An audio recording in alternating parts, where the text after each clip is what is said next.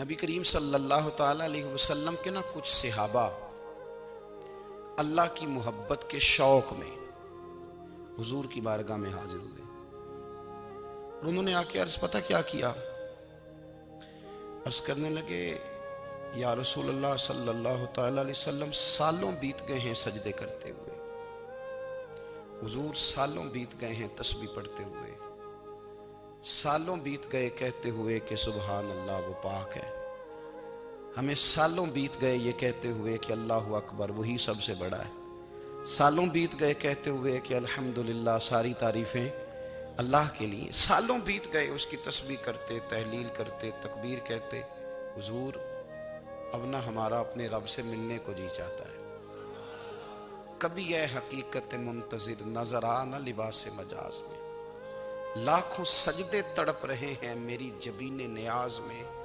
اور اقبال کہنے لگے کہ تیرے عشق کی انتہا چاہتا ہوں، تو میری سادگی دیکھ کیا چاہتا ہوں، میرا ذرا سا تو دل ہے مگر شوق اتنا، میں وہی لن ترانی سنا چاہتا ہوں، میرا بھی دل کرتا ہے کہ اللہ میں تجھے کہوں میں تجھے دیکھنا چاہتا ہوں جس طرح حضرت موسیٰ کلیم علیہ السلام نے کہا تھا، اور تو مجھے کہے کہ لن ترانی تو نہیں دیکھ سکتا، ذرا سا تو دل ہے مگر شوق اتنا، میں بھی وہی لن ترانی سنا چاہتا ہوں، پھر کہنے لگے بھری بزم میں راز کی بات کہہ دی، بڑا بے ادب ہوں سزا چاہتا ہوں، دیکھو سب لوگوں کے بیچ ہی میں نے یہ کہہ دیا۔ میرے عزیز صحابہ نہ شوق میں، کتنے سارے لوگ ہیں آپ، کتنی ماشاءاللہ بڑی تعداد میں آپ آئے، ہم بھی کبھی اس شوق میں گئے ہیں کہ ہمارے رب کو دیکھنے کو دل چاہتا ہے، ہمارا جی چاہے وہ کبھی ہمیں ملے، ہم کبھی اس کی زیارت کریں، اس کی بارگاہ کرم میں ہم حاضر ہوں۔ صحابہ نے عرض کیا یا رسول اللہ صلی اللہ تعالی وسلم ہمارا رب کہاں ہے، ہمارا نا اپنے رب کو دیکھنے کو جی چاہتا ہے۔ جب صحابہ نے یہ عرض کیا تو اللہ نے قرآن مجید نازل کیا،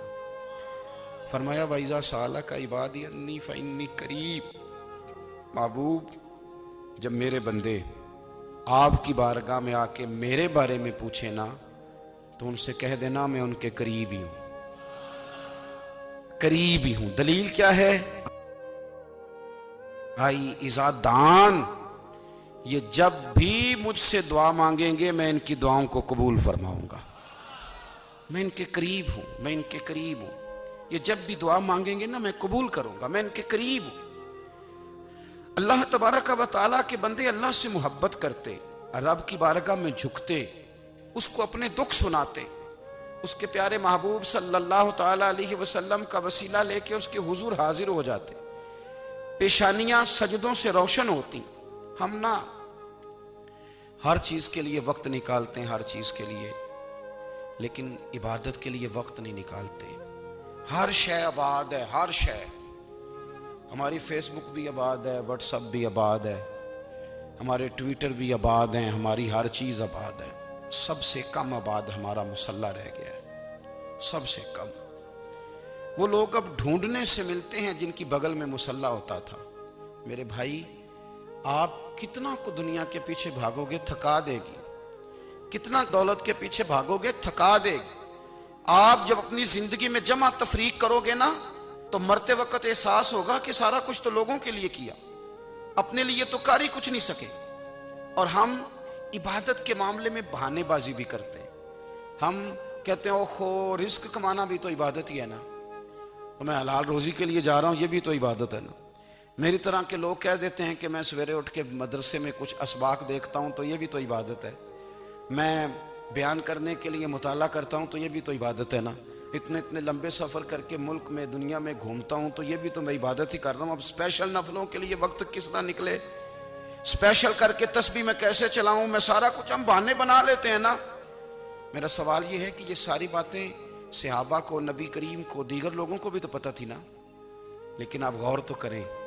23 سال حضور کو وقت ملا، مختصر وقت ظاہراً تبلیغ کرنے کے لیے، پوری دنیا میں دین بھی پھیلانا ہے،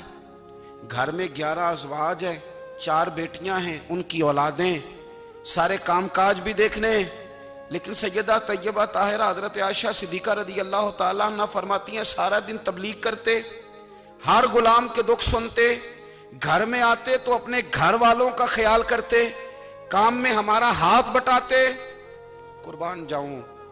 کہتی ہیں زمانہ سارا سو جاتا لیکن آمنہ کے لال مصلی بچھا لیتے۔ دنیا سو گئی، ساری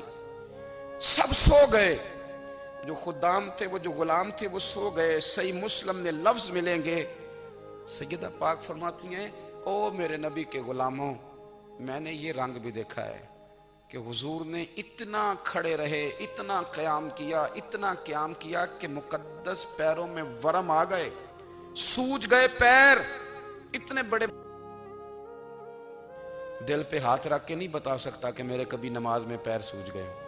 کوئی نہیں بتا سکتا۔ بچوں کی روٹی کماتے تھک گئے بات الگ ہے، ہم سیر کرنے گئے تو تھک گئے بات الگ ہے، لیکن عبادت میں یہ بھی تو مسلم شریف ہے نا، یہ بھی تو دین ہے نا، یہ بھی تو حضور کی سنت ہے، یہ بھی تو وہ چیز ہے جو کریم کی آنکھوں کی ٹھنڈک ہے۔ سیدہ فرماتی ہیں پیروں میں ورم آ گئے، اور ساری رات ہی حضور نے نماز پڑھی اور ایک ہی آیت بار بار دہرائی۔ مسجد نبوی میں بلال حبشی نے فجر کی اذان دے دی اور حضور ابھی مصلی پہ تھے، کریم فارغ ہوئے۔ میں نے عرض کی یا رسول اللہ صلی اللہ علیہ وسلم، آپ کے تو صدقے اللہ اگلے پچھلوں کے گناہ معاف کرے گا، تو آپ اتنی آہوزاری کیوں فرماتے ہیں؟ آپ تو شفیع ہیں، آپ تو انبیاء کے امام ہیں۔ تو حضور نے فرمایا عائشہ تم نے گنوایا ہے نا میرے اللہ کی مجھ پر کتنی رحمت ہے، افلا اکون عبدا شکورا،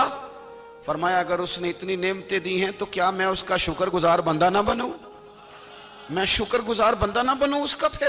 اگر اتنی نعمتیں اس نے دی ہیں، مجھے اتنا نوازا ہے، تو پھر میں اس کے سامنے سجدے نہ کروں؟ او میرے بھائی، بڑے قابل فخر لوگ ہیں ہم کہ ہم نبی پاک کے غلام ہیں،